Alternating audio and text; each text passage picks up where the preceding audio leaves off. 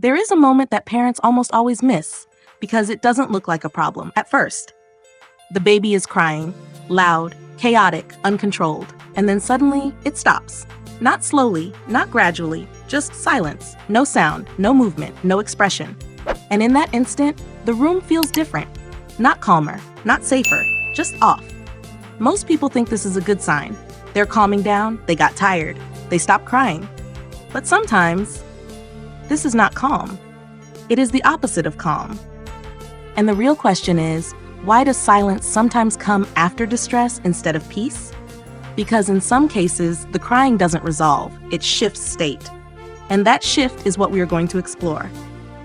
Crying is not just noise, it is effort. It is the body trying to change something, to get response, to restore stability, to signal imbalance. So when a baby is crying, their system is actively engaged, full output, high energy, high demand. But that state cannot be sustained forever because the nervous system has limits, not just emotional limits, physiological ones. So when crying continues without resolution, something begins to change underneath it. First, the intensity drops.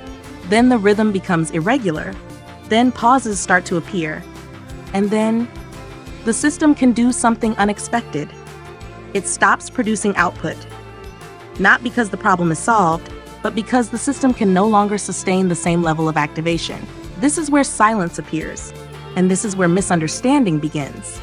Because from the outside, silence looks like improvement, like recovery, like regulation returning.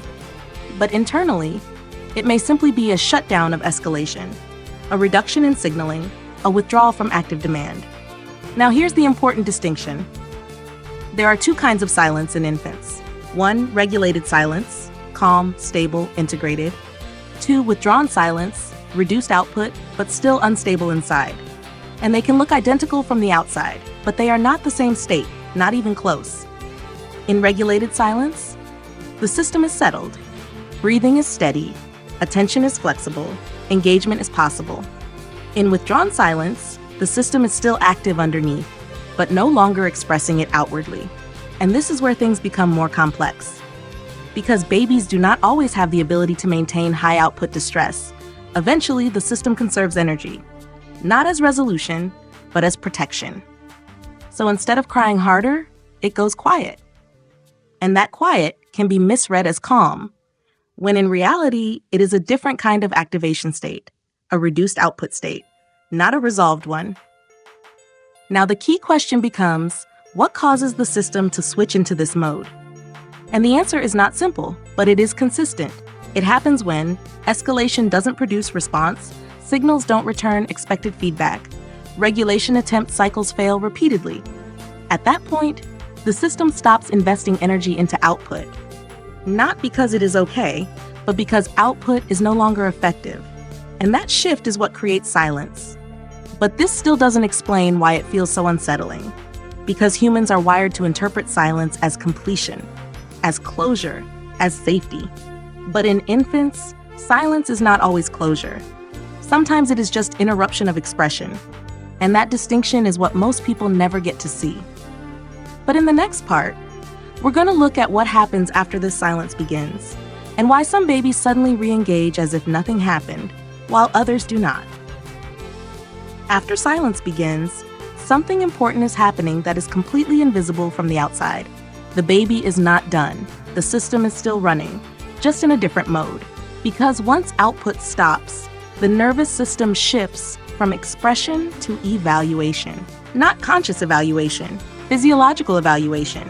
It starts asking a single question in its own way: is it still worth signaling? And that question is not language, it is pattern detection. Has signaling worked before?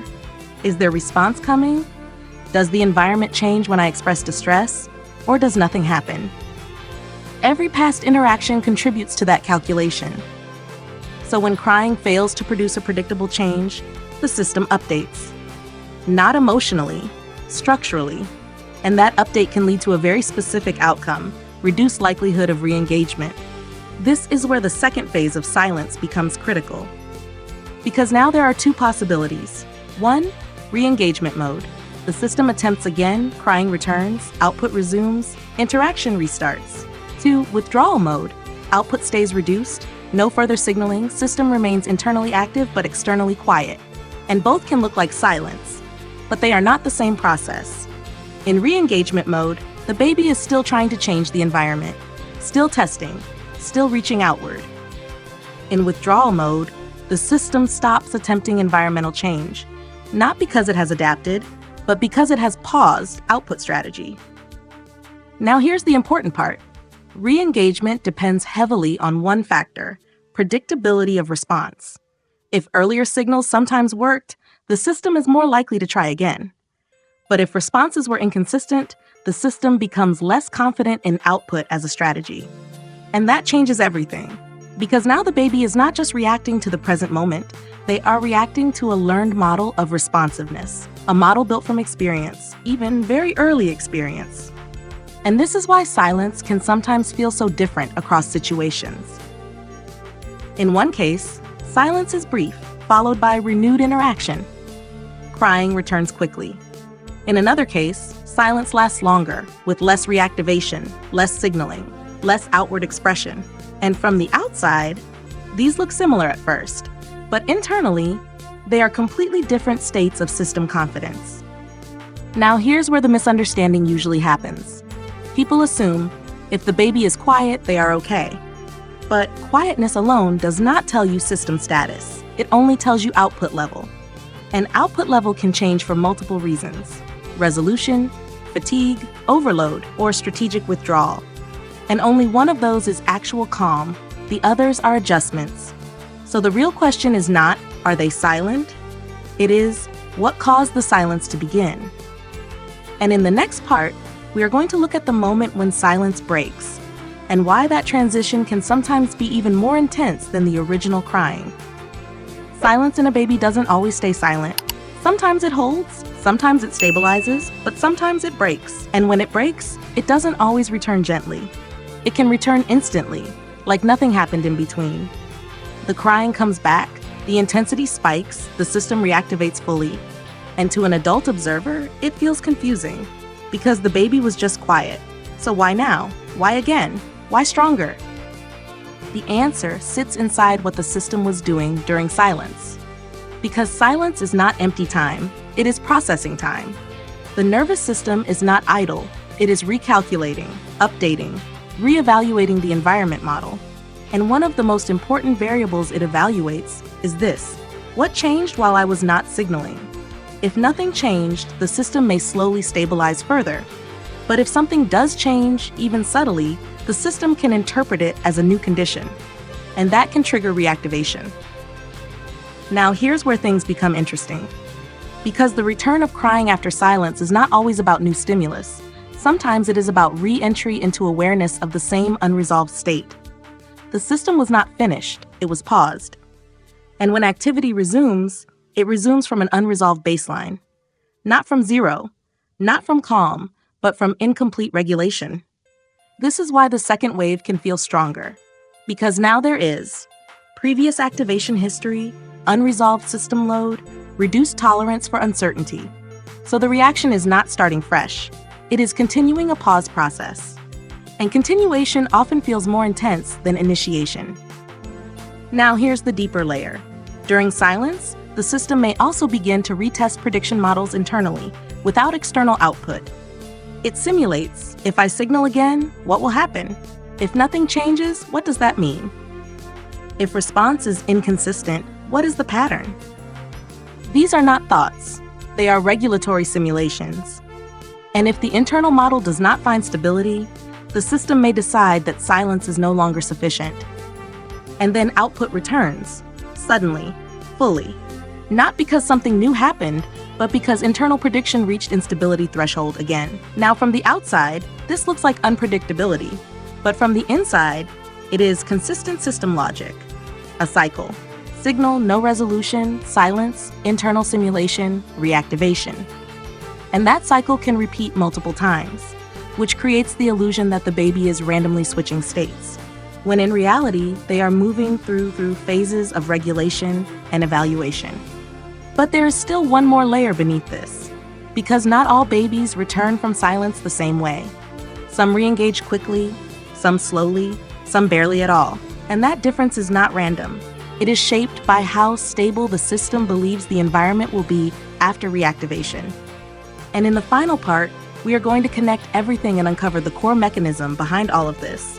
Why silence is not the end of crying, but a transition state in how the brain decides whether interaction is safe to continue. At this stage, something becomes clear that changes how the whole phenomenon should be understood. Silence was never the final state. It was a transition. A temporary condition where the system stops expressing outwardly so it can decide whether expression is still useful. And that decision is not conscious. It is physiological, built from repeated cycles of interaction. Signal, response, mismatch, escalation, silence, evaluation, reactivation, or not. This loop is what shapes behavior over time. Not single moments, not isolated cries, but patterns of outcome. So when a baby goes silent, the system is not done. It is assessing whether continuing to engage produces meaningful change. If past engagement cycles led to predictable comfort, the system is more likely to re-enter communication quickly. But if outcomes were inconsistent, the system becomes more conservative, more cautious about reactivation, not emotionally, mechanically, because energy matters, and signaling is expensive, even for an infant brain. Now here's the key realization. Silence is not absence of activity. It is reallocation of processing resources. Instead of broadcasting distress outward, the system redirects energy inward, evaluating patterns, updating expectations, testing internal models of response, and only after that process does the system decide whether to re-engage externally. Which means crying is not just expression, it is a negotiation between internal state and external reliability. Now, this leads to a deeper understanding of why silence can feel so intense for adults. Because adults interpret silence as closure, as resolution, as emotional completion. But in infants, silence is not closure. It is uncertainty in a different form, less visible but still active. And that is why returning to crying after silence can feel so sudden, because from the adult perspective, the story had ended. But from the infant system's perspective, the story was still being evaluated. Now here is the final shift. Whether a baby re-engages after silence depends on one core factor: perceived stability of future response. Not past response, not current presence, but predicted consistency of what comes next. If the system expects signals will produce predictable change, it re-engages. If the system expects signals are inconsistent or unclear, it conserves output, and sometimes cycles between both. Which is why behavior can look unstable, even though the internal logic is consistent. So the real mechanism underneath everything is this. Silence is the point where the brain decides whether interaction is still worth continuing under current conditions. Not emotionally, not symbolically, but biologically. And every cycle of crying and silence is shaping that decision-making model. Over and over, day after day, interaction after interaction, until eventually the system no longer needs external regulation in the same way, because enough patterns have been internalized to predict stability without constant checking. But at the beginning, none of that exists yet. So silence is not peace. Crying is not confusion. Reactivation is not randomness. They are all part of one continuous system trying to answer a single question. Can I rely on what happens after I express myself? And that is why silence sometimes feels so strange, because it is not the end of the response. It is the moment before the system decides whether response itself still matters.